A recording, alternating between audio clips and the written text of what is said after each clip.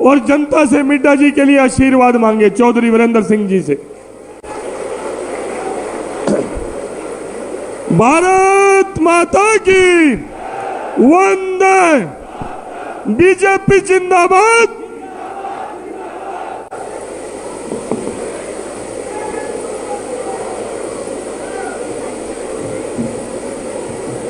हरियाणा के माननीय मुख्यमंत्री मनोहर लाल जी और भारतीय जनता पार्टी के प्रदेश के अध्यक्ष सुभाष बराला जी और सभी हरियाणा मंत्रिमंडल के वरिष्ठ मंत्रीगण, आपके और मेरे जींद लोकसभा के एमपी रमेश कौशिक जी और भिवानी से हमारी पार्टी के एमपी चौधरी धर्मवीर जी, भारतीय जनता पार्टी के सभी अधिकारी और हमारे जिले के अध्यक्ष अमरपाल राणा जी और सभी कार्यकर्ता साथियों, हमारे बीच में जो ये इतनी बड़ी स्टेज लगी है, इससे अंदाजा लगा लो कि इतनी बड़ी जीत होगी आपकी, जितने बड़े नेता बैठे हैं। अभी कैप्टन अभिमन्यु मेरे से पूछ रहे थे कि जीत का मार्जिन कितना रहेगा। भाई बोलोगे तो फिर मैं गिनती भूल जाऊंगा। बोलो मत, मेरी बात सुन लो पूरी। तो कैप्टन अभिमन्यु ने तो कई इलेक्शन लड़े हैं, पार्लियामेंट के भी लड़े हैं, एमएलए का भी लड़ा है।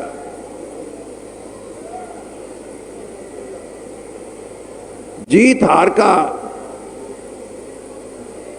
जो फैसला है वो मैं ये मान के चलता हूं कि जींद की जनता का जो फैसला होगा वो ये होगा कि 51% वोट तो भारतीय जनता पार्टी की है, बाकी की सारी उनकी बटी हुई है। कितनी बढ़ती है, किसकी बढ़ती है, ये मैं इसलिए कह रहा हूं कि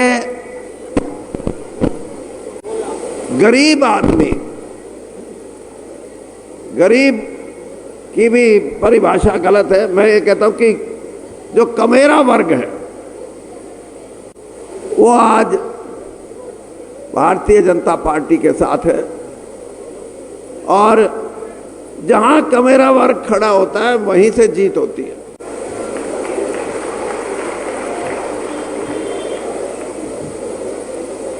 आप ये देखो कि दूसरे और तीसरे नंबर की लड़ाई कैसी दिलचस्प है, क्योंकि दोनों का जींद से लेना देना कुछ नहीं। एक ऐसी लड़ाई वो लड़ रहे हैं जिससे कि जींद के मतदाता को खुद ये लगता है कि इनको वोट देने का फायदा नहीं है। जींद का मतदाता ये समझता है कि ये अपनी राजनीतिक गोटियां कैसे रखनी है, उनके लिए कोशिश कर रहे हैं। और कई इनका साथ देने वाले भी ऐसे ही हैं, उनको एमएलए एमपी बना देते हैं कभी, लेकिन गणित का ज्ञान नहीं है। मैं तो आपको इतना ही कहना चाहता हूं कि ये इतिहास बदलेगा, और इतिहास बदलने के लिए हो सकता है भगवान ने डॉक्टर हरिचंद मिड्डा को अपनी शरण में ले लिया हो, लेकिन जींद की धरती में वो जो प्रथा थी कि नेता आए, रैली करें और जींद वाले भी लले लले करके उनकी साथ लाग ले और माला भी परा दें, उनको पैसे धन भी दे दें और उसके बाद जींद के साथ एक नहीं अनेक बार जींद को अपनी राजनीति का अखाड़ा बना के लोगों ने हमेशा जींद के लोगों के साथ ऐसा बर्ताव किया है जो कोई राजनीति में करता नहीं। लेकिन आज की ये जो चुनावी सभा है ये वो नहीं है। ये चुनावी सभा जींद की धरती से एक नया संदेश देना चाहती है और उन लोगों को जो भारतीय जनता पार्टी के खिलाफ चुनाव लड़ रहे हैं उनको संदेश देना चाहती है कि भाई माफ करो हमारे को, कब तक हमारे आंखों में धूल झोंकते रहोगे। लेकिन लोग भी बहुत जल्दी जय जयकार करने लग जाते हैं। कंडेला कांड भूल गए वो लोग। मैं एक गांव में था कल, वहां एक टावर है, टावर लगा हुआ ये मोबाइल का। उस मोबाइल के टावर पे सबसे ऊंचा जो था झंडा टांग रखा, जिस पार्टी का भी कोई नाम भी नहीं है। मैंने उन गांव वालों से एक बात कही, मैंने कहा ऊंचा झंडा टांगने से कोई सोचो वोट मिल जाएंगे? अरे वोट तो नीचे वाली है, झंडा उन्होंने भी टांगा है लेकिन गरीब हैं, झंडा दिखता नहीं है। भारतीय जनता पार्टी का हर गरीब के दिल में झंडा है। और मैंने कहा भाई एक काम कर लियो, 31 तारीख ने ये झंडा लगा के तो रखना, लेकिन नीचे ले आकर रख दिए सबसे नीचे, क्योंकि तारा हाल ही ऐसा होना है जो अपने दादा का नहीं हो सकता, जो अपने परिवार का नहीं हो सकता, जिसने परिवार को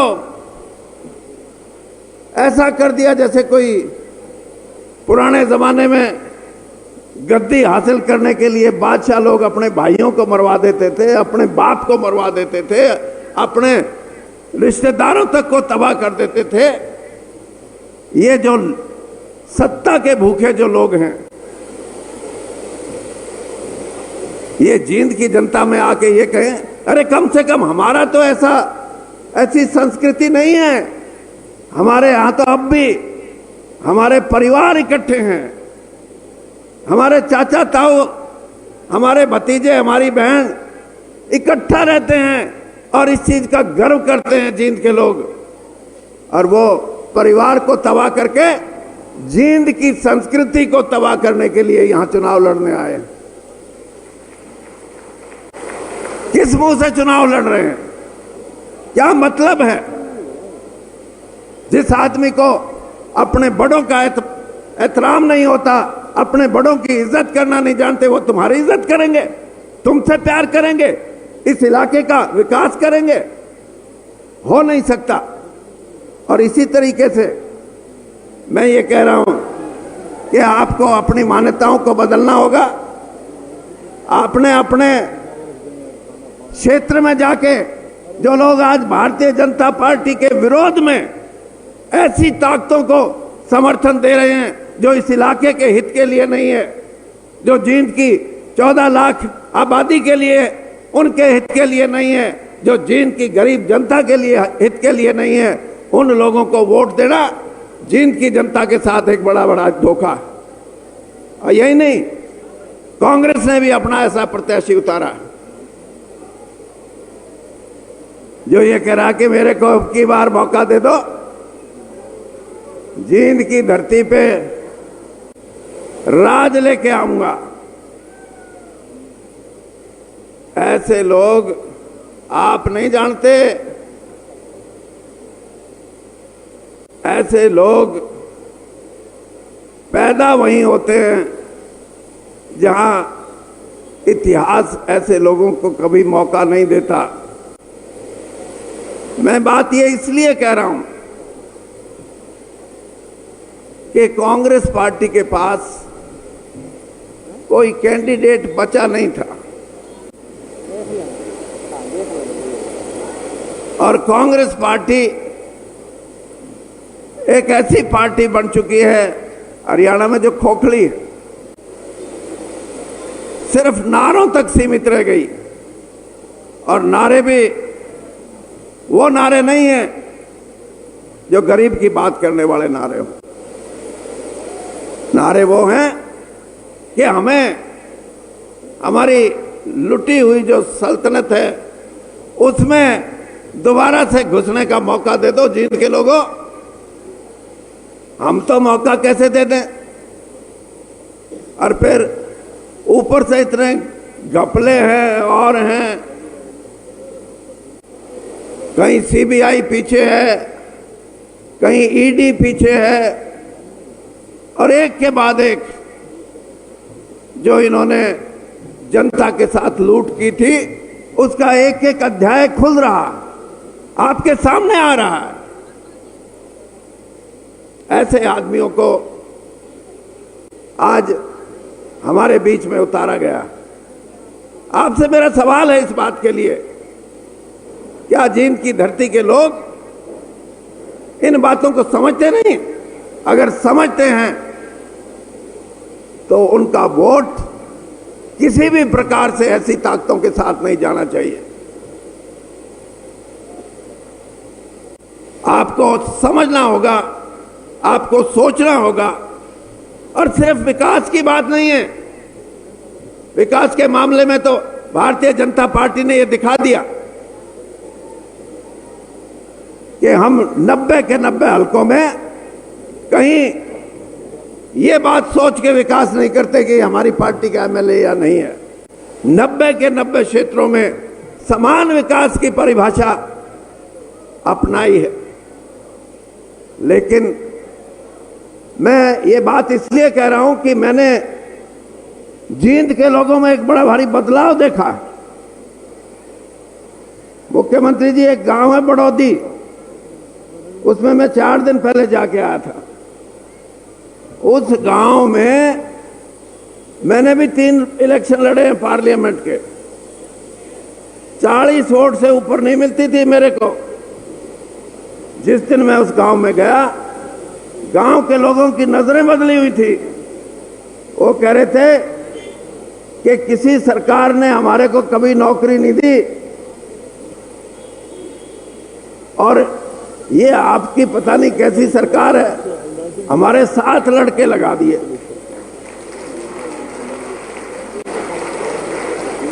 सात लड़के लगाने की बात कहते कभी लगे ही नहीं, लेकिन उन लोगों की एक दाद दूंगा मैं।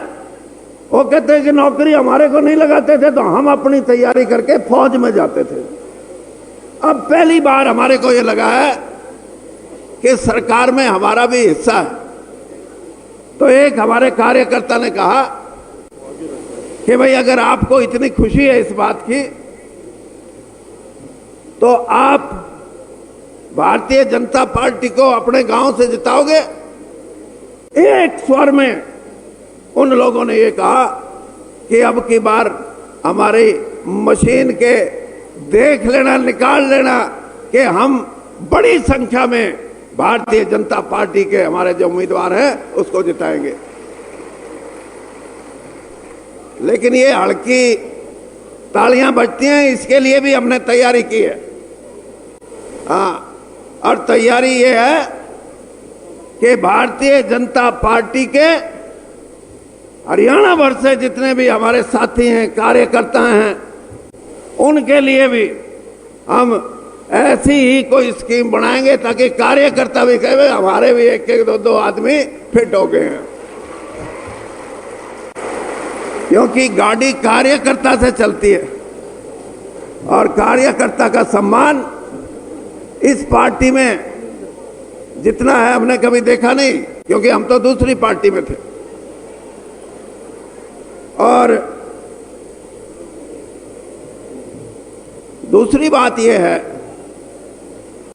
कि मैं ज्योतिषी हूं, ज्योतिषी।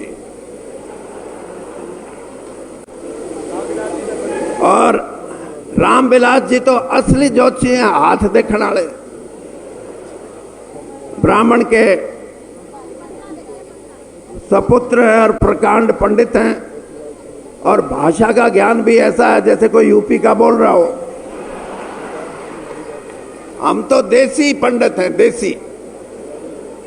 और पंडित भी हम यूं नहीं देखते कि छोरा होगा छोरी, हम ये भी नहीं देखते नौकरी मिलेगी कि नहीं, हम ये देखते हैं कि जींद के इलेक्शन में जीतेगा कौन।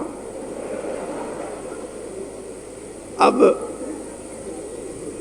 ये जो ज्योतिष है, ये इसलिए मैं जानता हूं कि मैं रात को जलसा नहीं करता कभी भी। रात को लोगों से आंख नहीं मिलती, चाहे आप कितना ही भौंक लो, जब तक आंख नहीं मिलेगी आप बता नहीं सकते कि ये वोटर आपका वोट देगा या नहीं देगा। इसलिए दिन में मैंने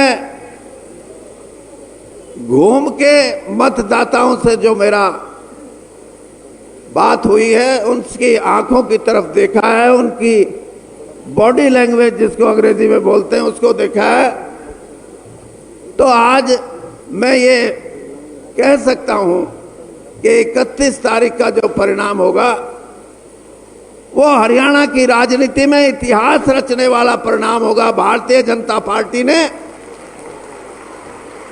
जिस तरह की राजनीति शुरू की है,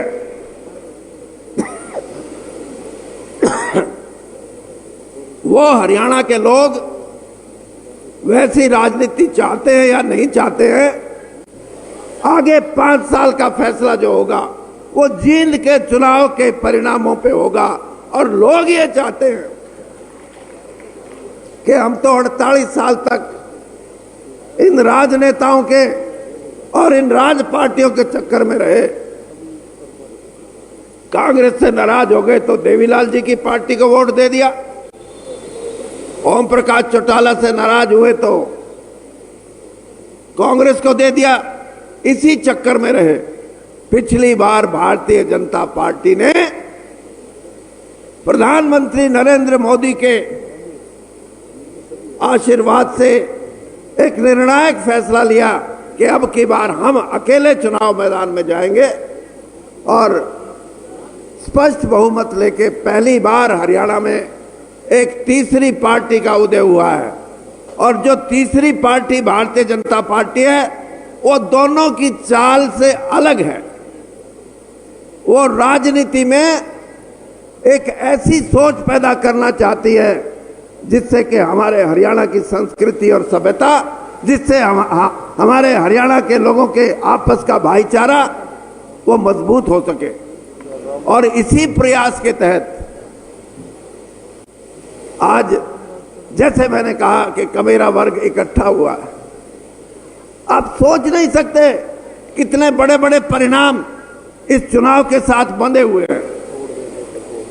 और मैं तो इस बात का पक्षधर हूं कि हमारी पार्टी जिस तरीके से हरियाणा के अंदर एक शांति और एक भाईचारे के रूप से प्रगति के पथ पे निकली है, उससे हमारे को बहुत बड़ा लाभ मिलने वाला। मैं अपने सभी साथियों को इस बात के लिए आज, क्योंकि आप और जगह से भी बहुत आए हुए हो, इसके बाद 15 दिन महीने के बाद पार्लियामेंट के चुनाव आ जाएंगे और उसके बाद फिर हरियाणा विधानसभा के चुनाव होंगे। आज आप जहां भारतीय जनता पार्टी के उम्मीदवार कृष्ण मिड्डा के कार्यक्रम में उनको समर्थन देने, उनको शक्ति देने के लिए आए हो, गांव-गांव फैल जाओ और आने वाले पार्लियामेंट के चुनाव में भारतीय जनता पार्टी को एक मजबूत पार्टी के रूप में यहां अपना समर्थन दो।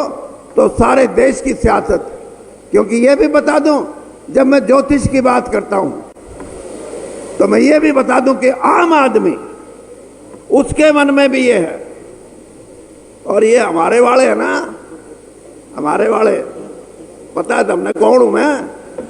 हाँ, ये भी न्यू कहे हैं भाई या ऊपर वाली तो मोदी नहीं देंगे, तो इसका मतलब राज तो भाई दोबारा दिल्ली के अंदर भी और चंडीगढ़ में भी भारतीय जनता पार्टी का राज होगा और इसी में जींद के लोगों की समझ का परिणाम निकलेगा कि हम सही रास्ते पे और सही ताकतों के साथ जुड़ के इस प्रांत को मजबूती दे रहे हैं। इन शब्दों के साथ आपका बहुत बहुत धन्यवाद और मैं मान के चलता हूं कि आप एक पूरी ताकत से 28 तारीख को ज्यादा से ज्यादा मतदान करवाओगे और जैसे मैंने कहा कि आधे से ज्यादा वोटों पे भारतीय जनता पार्टी का बटन कमल पे दबेगा और बाकी जो सौदा है उसका हाल क्या होगा ये तो परिणाम बताएगा।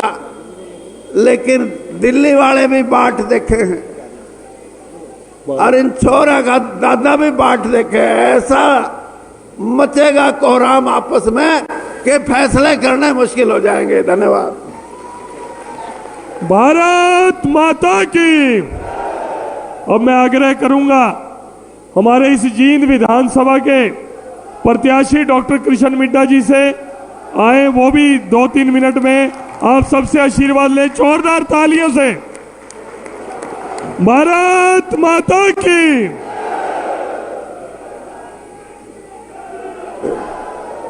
भारत माता की।